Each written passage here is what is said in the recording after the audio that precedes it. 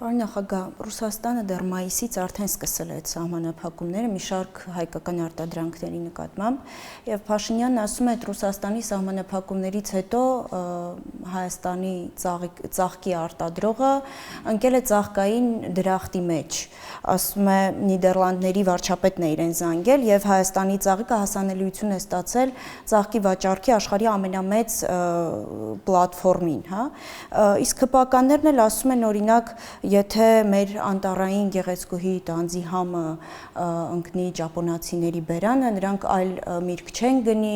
Փաշինյանն ասում է, մենք այնքան կխթանենք դեպի Եվրոպա արտահանումը, որ կարող է Հայաստանում միրգ չմնա եւ մենք Ֆրանսիայից ծիրան խնդրենք հետ բերեն։ Որքանով եք այս ամենը լուրջ համարում։ Նայեք, հերթական հեքիաթներն է,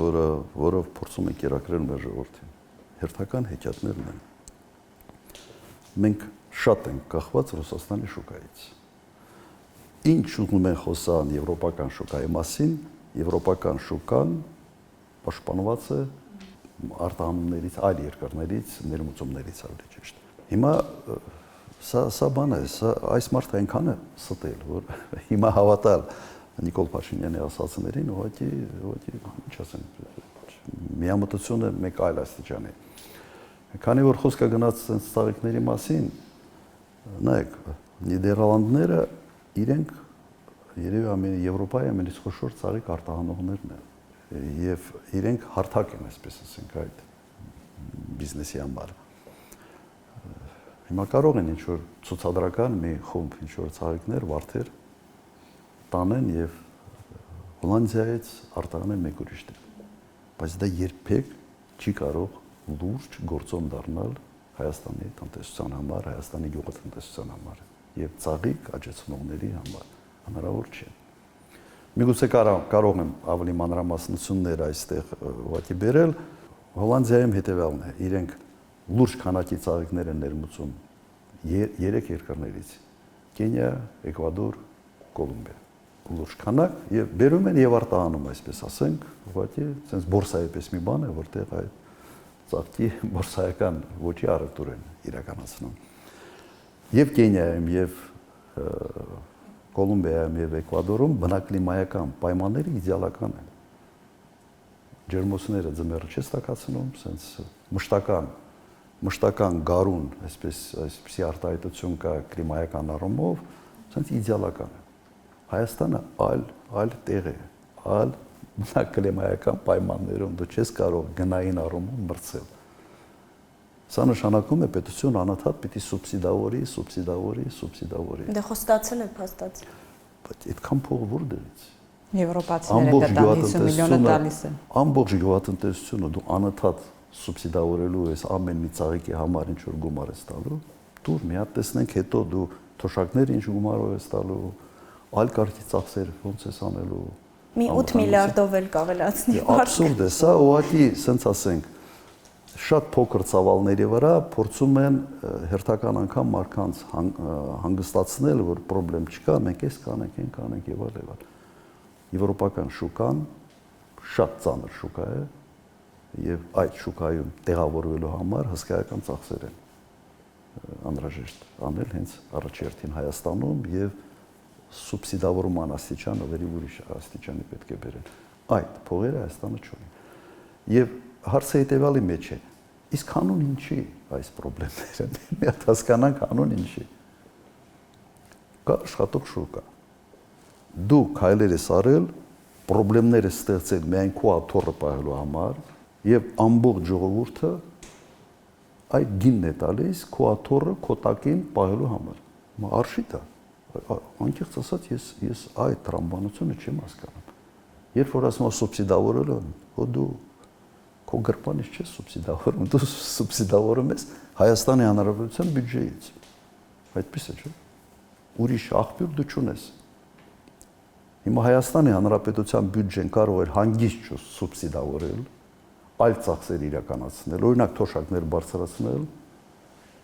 գումարներ աշխատել այդ ռուսական շուկայում, հիմա ավելորդ ծախսեր է առաջանում գյուղատնտեսության համար։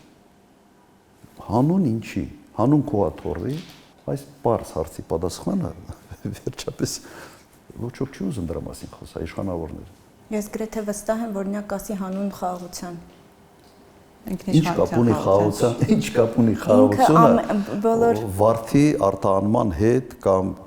վարունգ լոլիկի արտահանման հետ, ինչ կապ ունի խաղաղություն։ Կրկնեմ, մի բան էլ Թուրքիայի սահմանը հենց բացեն գյուղատնտեսությունը ընդհանրապես լրջագույն խնդիրներ ունենալու, որովհետև մեր շուկաները գյուղատնտեսական արտադրանքի մրցակցային են, իսկ Ռուսաստանի հետ իրար համալրող, այսպես ասենք, գյուղատնտեսություններ են, ոչ թե իրար հետ մրցող։ Տարբերությունը շեշտակի է, շատ մեծ տարբերություն։ Վլադիմիր Պուտինի մասին խոսեցինք, շատ կարճ ստացվեց, կխնդրեմ այստեղ մասնավորեցնենք, հա, Պուտինը սպասում է ընտրությունների վերջնական արդյունքներին եւ ճիշտ ապում շնորհավորել Նիկոլ Փաշինյանին։ Փաշինյանին հարց ուղղել են, նա քմծիծաղել է եւ ասել՝ դե ինչ անեմ, հուսամ կշնորհավորի։ Ձեր քաղաքական կանխատեսումն եմ ուզում խնդրել, ինչ զարգացումների սպասենք այս մասով եւ ընդհանրապես առաջիկա տարիներին, այսինքն ինչ է լինելու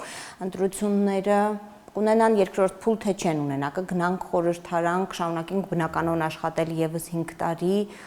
թե փողոցային պայքար կլինի եւ թեժ իրավիճակներ։ Ինչ կանխատեսում ունեք քաղաքական ընդհանրապես։ Նայեք, Պուտինի շնորհավորելը, չշնորհավորելը ոչ մի ազդեցություն չի ունենալ։ Հիմա ծնունդը զանգը շնորհավորեց, 3 ժամ հետո սահմանափակումները շարունակվեցին։ Զուտ քաղաքավարական այսպես զանգը չի նշանակում, որ այդ պետության քաղաքականությունը փոխվելու է։ Պետք է մի բարձր ճշմարտություն մենք ուղղակի գիտակցենք։ Սա մեծ քաղաքականություն է։ Կա Ռուսաստանի պետական շահեր եւ շնորհավոր է, դա չի փոխելու պետական շահերի այդ վեկտորը։ Հայաստանը միշտ դիտվել է որպես բարեկամական երկիր։ Այն ինչ անում է Հայաստանը, այդ շեշտադրումը փոխում է էապես։ Հայ ժողովրդին շարունակելու են դիտել որպես բարեկամ ժողովրդին, այս կառավարությանը դիտելու են որպես ոչ բարեկամական կառավարություն, որտեղ այս կառավարությունը գնում է դեպի Ռուսաստանի թշնամիներին։ Այսօր դա է վիճակը։ Հիմա կարող է 5 տարի հետո պատկերը փոխվի։ Չի երևում, որ 5 տարում կփոխվի, սա կարծում եմ մի հերթական մեծ ցիկլն է։ Ըստ էության Եվրոպայի հետ գնում է սառը պատերազմ, Եվրոմիության հետ, թեժ պատերազմ Ուկրաինայի տարածքում, ընդհանուր առմամբ սառը պատերազմ, եւ այդ սառը պատերազմի ժամանակ Հայաստանը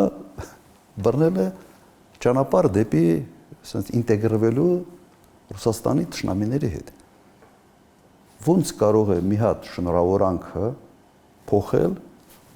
այդ սխեման պիտի փոխես։ Այդ սխեմայի տակ, այդ վտանգավոր սխեմայի մեջ Հայաստանը չպետք է մտներ։ Ամբողջ հարցը դրա մեջ է։ Դու չես կարող նույնը շարունակել կամ ասել, գիտեք, այս 2 աթոռի վրա նստած եմ, այդ 2 աթոռի վրա նստելու համար, ասենց քո մարմնի մի տեղը բավարար չի ստացվում։ Հասկացաք, ի սկզբանե այս իշխանությունը դրել է Հայաստանը բավական խնդրեմային վիճակի մեջ։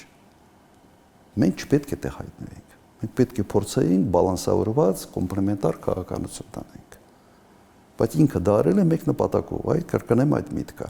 Լեգիտիմության կամ ընտրություններ ճանաչելու, չճանաչելու կնիքը ասենց տրադիցիոն բանի մոտ է, չէ, արևմուտքի մոտ է։